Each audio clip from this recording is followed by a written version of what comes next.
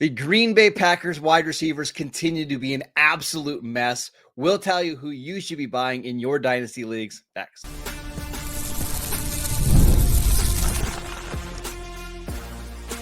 You are Locked On Dynasty Football, part of the Locked On Podcast Network. Your team every day. Here are your hosts, Marcus Mosher and Kate Madjuk. Welcome back to the Locked On Dynasty Football Podcast, part of the Locked On Podcast Network, your team every day. We'd like to thank you for making us your first listen of the day. This episode is brought to you by PrizePicks. Go to prizepicks.com/LockedOnNFL and use promo code LockedOnNFL, all lowercase, to win $50 instantly after you play $5. Welcome back. I am your host, Marcus Mosher. You can follow me on Twitter at Marcus_Mosher. Joining me today, as always, is Kate Madjuk. You can follow her on Twitter at Kate Madjuk. On today's show, we are breaking down the Monday Night Football game between the Packers and the Saints. I really hope you did anything else besides watch this game because it was as bad as we anticipated. Packers win 34-0. Kate, I want to talk about the Packers receivers because another game, another frustrating outcome. Jayden Reed, 3 for 76. Congratulations to him. Romeo Doubs, 2 for 20 after having a good week last week. Dontavian Wicks is the one that gets the touchdown, 3 for 13. Christian Watson leaves early with a knee injury.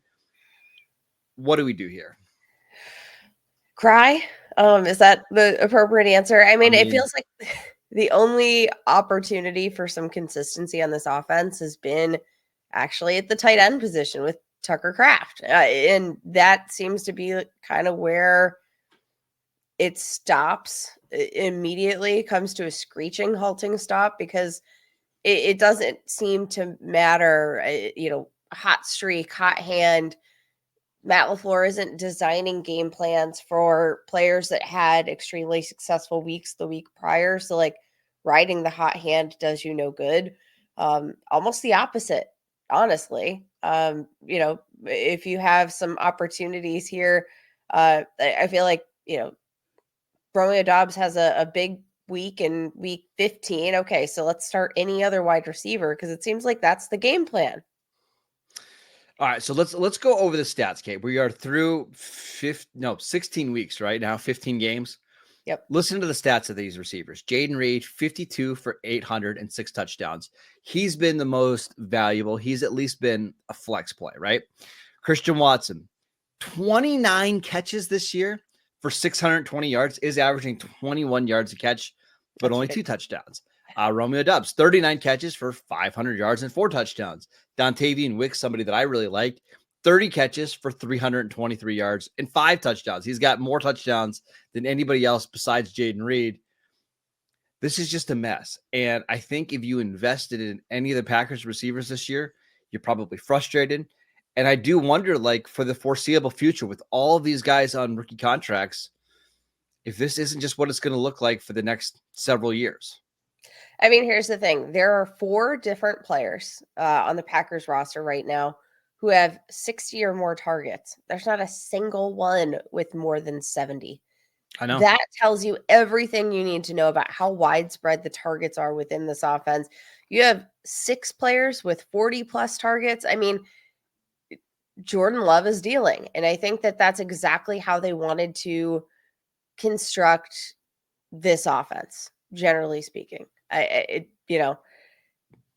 hard. And I think that this is going to make it, a situation where you can't necessarily rely on any of the wide receivers on a consistent basis. They're all probably flex plays, and that's about all you can count on. I still think if you have to pick one that might be worth more valuable, might be more valuable long-term and more consistently, it's Jayden Reed. But well, we should mention Christian Watson suffered a knee injury last night. As of this recording, we don't know the severity. Matt LaFleur did say that there's some concern about it. We'll see. But maybe, and we've seen this before, Kate, like whenever one of these receivers has missed time, whether it's Watson or Romeo Doubs or Dontavian Wicks, like it just gets a little easier to project. But when all 4 of them are healthy, it's almost impossible. And that's why we've seen someone like Jayden Reed really struggle to even get over 50 yards over the last month. In our dynasty leagues, how do we value these guys going forward? I know you said that they're all flex plays. Jayden Reed is the most expensive of these receivers, but how highly do we value him? I mean, you've got to bump him down into, I think, wide receiver 3 territory. And for those longtime listeners of the show, you will know how painful it is for me to admit that, because there was a point this offseason where I was bumping him into the 20s. We'll remember that in the second half of last season, when they were making a concerted effort to get him targets on a consistent basis, Jayden Reed was a top 10 scoring fantasy wide receiver in the back half of last year. So it's interesting to see them gravitate away. I think the talent is there for sure. But again, when you just look at the type of offense that they want to execute, it's not there. So I'm going to bump Jayden Reed into wide receiver 3 territory. And then I'm looking at the rest of these wide receivers and I'm saying, all right, who's if I'm looking to acquire one in a trade, who's the cheapest? It's probably going to be Dontavian Wicks, who I know you're a big fan of. Yeah, I agree, Kate. Like, just get Dontavian Wicks, pay whatever you have to go pay to get him. He's not expensive at all, and just hope that something changes, whether that's maybe Watson leaving in free agency in 2026, I believe. I think he still has a year left. Maybe they trade one of these receivers this offseason, but I think as of now, my takeaway is that there's just none of these receivers that I feel comfortable starting as anything more than a flex play until something changes. This is the way it was last year. This is the way that it was this year. And I don't see anything changing anytime soon. It just seems like Matt LaFleur and Jordan Love want to build an offense that isn't predicated on one receiver or one option in the passing attack. And it feels like every week, depending on the opponent, there might be a different receiver that's the guy that week. But even then, we've seen a lot of these weeks, like this was a Jayden Reed week. 3 for 76. Like, it's a good game for him. But if you're in a PPR league, like, it's 10.5 points. That's not like earth shattering either. You're so reliant on touchdowns here. And that's just not where I want to be with any of my starting players. No, and that's not to say that the Packers aren't going to score a lot of touchdowns, but we know that predicting touchdowns, especially in an offense like this, can be especially hard. Yes. Roll the dice any given week. And that's probably how we can best predict who is going to get the touchdown play that week, who is going to be the fantasy superstar. All right, let's talk about the Saints, who scored a whopping 0 points on Monday night. Kate, do you want to guess how many yards they had total without looking? I think it was around 150. 196. They got some cheap yards at the very end of the game, but this was rough. Is now a good time to buy low on some Saints players? We will get to that next. This episode is brought to you by FanDuel. The NFL playoffs are almost here, not for my Cowboys, but for the rest of the league. But it's not too late to get in on the regular season action with FanDuel, America's #1 sportsbook. Week 17 is going to be absolutely amazing. We got football on Wednesday, Thursday, Saturday, Sunday, Monday. It's just football all the time. Right now, new customers can finish the season strong with $250 in bonus bets if you win your first $5 bet. There's so many great ways to bet on FanDuel. I still love betting on the NFL futures market. We've got several divisions that are still up for grabs, including the NFC South and the NFC West. AFC North, Kate's division, is still up for grabs as well. Go check out all of the lines and the odds over on FanDuel. Visit FanDuel.com to join today. That is FanDuel.com for your chance at $250 in bonus bets. Make every moment more with FanDuel, an official sportsbook partner of the NFL. Welcome back to the Locked On Dynasty Football Podcast. We'd like to thank you for making us your first listen of the day. Okay, let's talk about the Saints side of things. It was rough all the way around. Spencer Rattler was 15 of 30 for 150 yards and an interception. He was also their leading rusher with 28 yards. Foster Moreau, their leading receiver. This is really bad for the Saints now, really bad. But it's now the time to buy low on some Saints players going into the offseason because everybody just watched this awful game. I'm sure everybody's going to be discounting every Saints player moving forward. Is now the time to buy. Here's the thing. I do know that the second part of what you just said is true. I know that everybody's going to be discounting this team pretty hard, but I still am having kind of a hard time figuring out which player I am interested in buying from this team because Well, let's go through them all. Can we go through them all? We can do it quickly. Let's start at the top. Let's start with Chris Olave, who very talented wide receiver. I think has a pretty safe floor. I've been a little bit lower on him in terms of projecting his overall ceiling, especially with Derek Carr at quarterback, who's going to be there for a while. And he's got a pretty significant concussion history that I think is really concerning, especially from a dynasty perspective. We've just had all these conversations about Tua Tagovailoa, and I think everybody's just kind of waiting on bated breath and hoping that he doesn't take one more hit, because it feels like one more hit and we could be having a very different conversation about his career. Yes, but this is also the time to buy because he is practicing. He's back on the practice field. I don't know if the Saints are going to let him play one of the final 2 weeks of the season. We'll see. Maybe week 18, if he's healthy, they put him out there. But he's just I mean, he's a football player. He wants to play football, right? It's probably for his sake. He wants to get out there and get that game under his belt so he has confidence going into the 2025 offseason. He's just the most talented player on this offense, and I wouldn't mind buying on the low.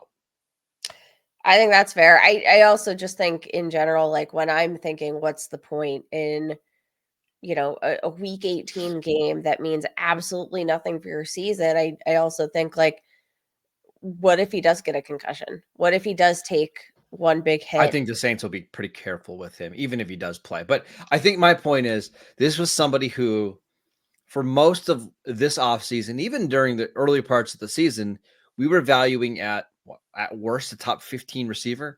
And now you could probably get him outside the top 20, top 25 prices. And again, if there was the dynasty manager that had Chris Olave that watched that game last night, they might be feeling like this is a hopeless situation. Let me move off of him for whatever I can get, maybe even 80 cents on the dollar. I just think it's as bad as it looked last night.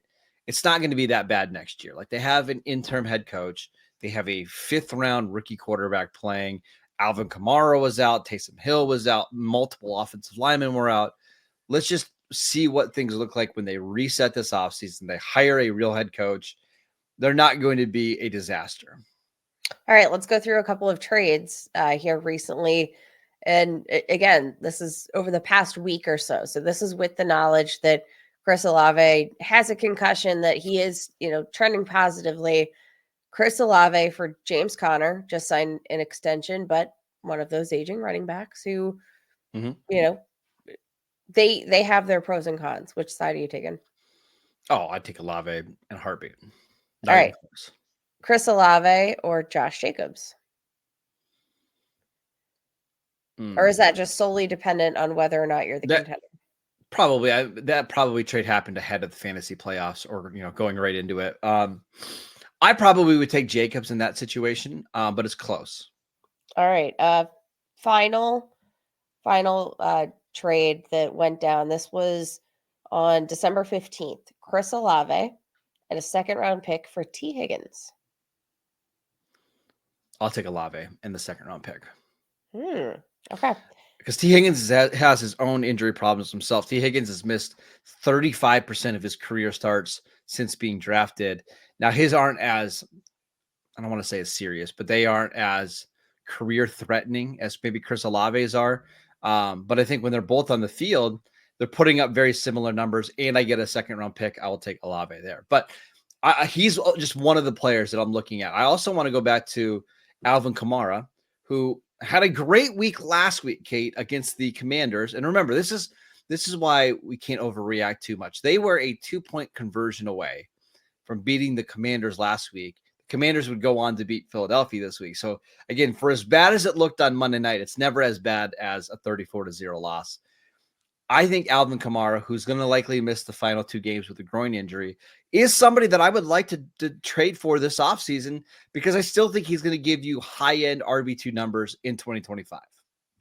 And here's the thing. So I've been the biggest critic of the Saints in terms of the way they've handled this Alvin Kamara deal. Like, when you have this many needs, it feels like a fool's errand to extend your aging running back, give him lots of money, push more money into the future. Like, it feels like bad business. And I don't think the Saints are all that good at the business part. But what they are probably going to do, because I know they're going to be rolling out Derek Carr because they fumbled that business part of the deal as well.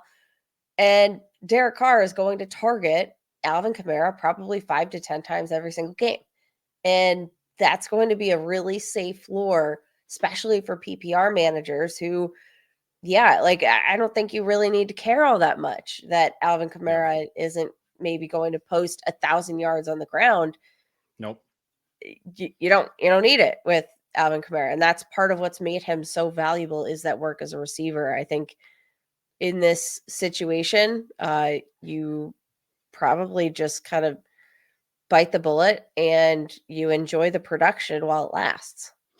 Anybody else on this offense, whether it's Derek Carr, Rashid Shaheed was putting up big numbers before he got hurt. I know Taysom Hill. Taysom Hill's tricky because Taysom Hill was putting up top 5 tight end numbers, Kate, this year, but now he's 34 coming off a massive knee injury. Is there anybody else on this offense that you want to go out and grab? I think Rashid Shaheed is one that's particularly intriguing, to say the least. I mean, obviously had that season-ending knee injury, but I mean, before it, like, let's forget draft capital. I mean, he was producing as a top-end wide receiver. He's a critical, component of their special teams. Like, I think that Rashid Shaheed in general is a kind of foundational player for them, and has been one of the guys that can take the top off, everything they want to accomplish on the field. Use, Chris Olave a little bit closer to the line of scrimmage. Let Rashid Shaheed make some of those big explosive plays. And I do think that that's a big part of just opening things up in general for even Alvin Kamara in the passing game. Like, everything that they do, I think, is kind of hinging on Rashid Shaheed's ability to make plays downfield and extend plays with his athleticism. I really like Rashid Shaheed, the player. I think he's been a really good fit in this offense. I'm intrigued, to say the least. What about your guy, Kendre Miller? Is he somebody that you're still wanting to get, or is it kind of over for Kendre? See, I think it's really hard to evaluate him in a Spencer Rattler offense where we weren't really seeing much ball movement. Wait, hold on. I'm going to say you're not in on Spencer Rattler. It sounds like, right? No. Okay. I'll pass on Spencer Rattler. I think I have to be mostly out on Kendre Miller right now, just for the fact that there is that looming availability of Alvin Kamara. I mean, it is what it is. The team is committed to him financially, and I just don't know that Kendre Miller has shown enough either in the health department or in the production department to warrant them reconsidering that at all. Yeah. I do think the Saints are going to have a busy offseason. I would assume Derek Carr is going to be back. Alvin Kamara is going to be back. Hopefully Chris Olave is back. I just don't think they are as bad as their 5-10 record. We saw this team earlier in the season, Kate, put up a bunch of points, and then Derek Carr got banged up. They had some injuries on their offensive line. Dennis Allen got fired. Maybe they just need to reset a little bit, and we'll see this team. I don't think they are a playoff team, but I think they're a lot closer to being like an 8-9 team than what we saw last night against the Packers. So I do think this presents a good opportunity to buy low on your Chris Olaves, your Kendre Millers, or anybody like that, because people are just going to be really down on this team going into the winter and the spring. So just send out some offers, see what you can do, and then report back to us. I want to know if you were able to get any of these trades done. Okay, let's do some waiver wire pickups. I want to do it one of two ways. One, if you are going into your fantasy football championships, who are you picking up? And then two, if you're out of it, some kind of future pickups, guys just stash at the bottom of your roster going into the offseason. We will get to that next. This episode is brought to you by PrizePicks. If you love watching the game, you're going to love PrizePicks, the easiest and most exciting way to play daily fantasy, whether it's football, basketball, or any of your favorite sports. PrizePicks makes your holidays bigger and brighter. You can win up to 1,000 times your money on PrizePicks. Plus, this holiday season, they're giving away over $30 million in rewards during Picksmas and offering 2 free picks in December. And when your picks hit, PrizePicks makes it easy to cash out. You can get your money in as fast as 15 minutes. Download the PrizePicks app today. Use promo code LOCKEDONNFL to get $50 instantly after you play your first $5 lineup. That's right, $50 instantly when you play just $5. Remember, we've got games on Christmas Day this year. We've got games on Thursday, Saturday, basically every day of the week. So go check out PrizePicks right now. Download the app. PrizePicks, run your game. This episode is brought to you by Rocket Money. Listen, my wife will constantly get these subscriptions. She'll try them out, and then she'll forget to cancel them when the date runs out. It's happened to me several times before. We had several subscriptions that we didn't even know that we were paying for, but Rocket Money has made it easy to track them all down. It's like having a personal assistant for your finances. Rocket Money is a personal finance app that helps you find and cancel your unwanted subscriptions. It'll monitor your spending and it'll help you lower your bills so that you can grow your savings. It brings everything together in one place, whether it's subscriptions, your spending habits, or even the goals that you want to hit this year. Rocket Money has over 5 million users and has saved a total of $500 million in canceled subscriptions, saving members up to $740 a year when using all of the app's premium features. Cancel your unwanted subscriptions and reach your financial goals faster with Rocket Money. Go to rocketmoney.com/lockedon today. That is rocketmoney.com/lockedon. rocketmoney.com/lockedon. Welcome back to the Locked On Dynasty Football Podcast. We'd like to thank you for making us your first listen of the day. For your second listen, check out the new Locked On NFL show.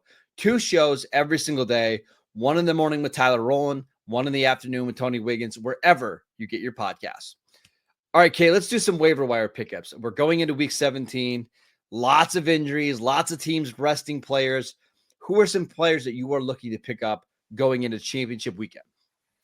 All right, this one's going to feel a little gross, but again, we're talking dynasty waiver wire. So we've got to temper expectations because these aren't going to be superstars. Those guys are already rostered. So if you need like a pick up and play option, I'm going to look at Kayshon Boutte, wide receiver for the New England Patriots, second-year guy who has actually found himself into a pretty consistent target share as of late with Drake May under center. Looking at his last 8 games, 6+ targets in 6 of those last 8 games. That kind of opportunity is not often found on the waiver wire. And yet Kayshon Boutte, pretty widely available, coming off his best game of the season, 5 catches, 95 yards, and a touchdown here against the Buffalo Bills, who are pretty solid defense. I'm not hating Kayshon Boutte because he's a guy I liked in the pre-draft process, had a lot of kind of off the field, some health issues, some character concerns, but a guy who I think has first, second round talent that just didn't really see it through in the draft process. So I think Kayshon Boutte is a solid bet.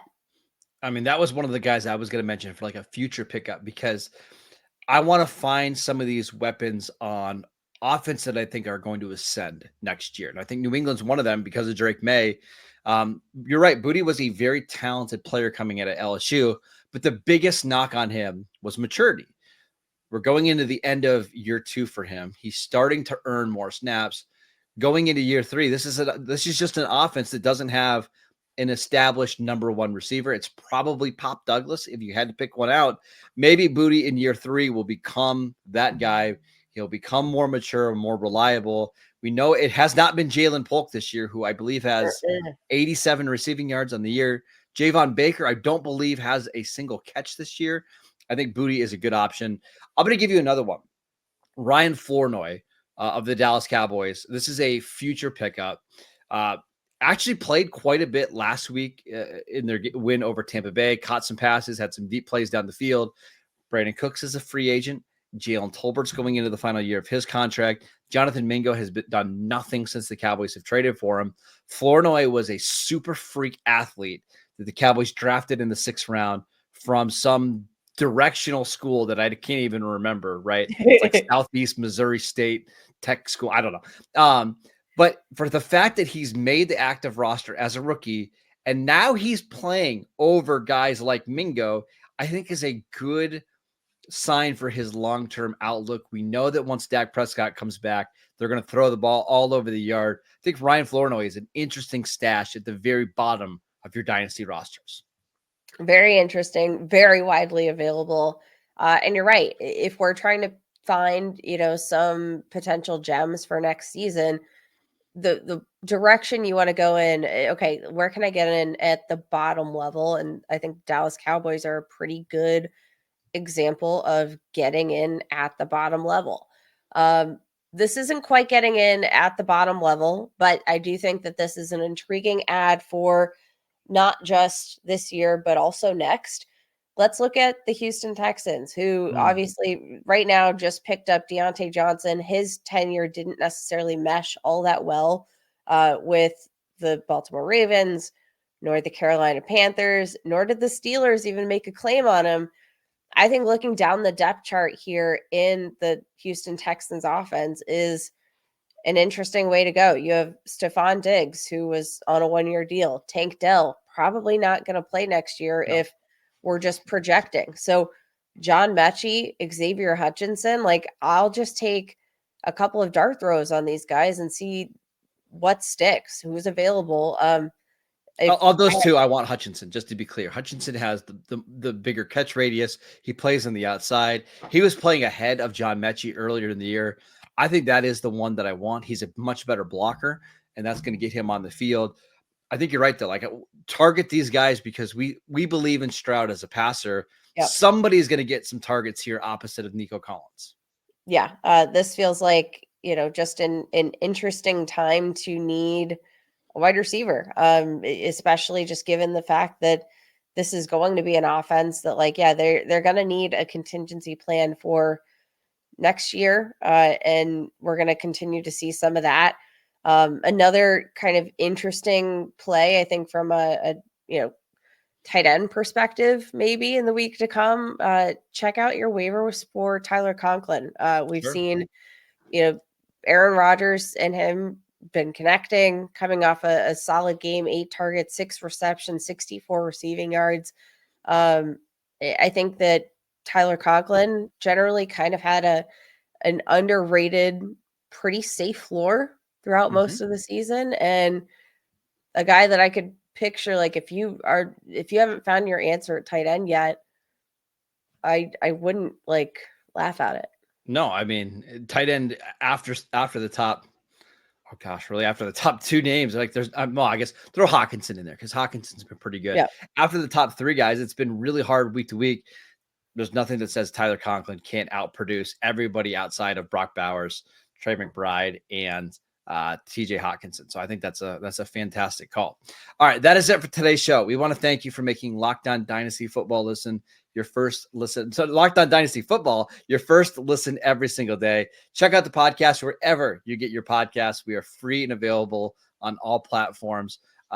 Follow Kate on Twitter at Kate Majuk. I'm at Marcus _Mosier. Have a very Merry Christmas, and we'll see you right back here on Thursday.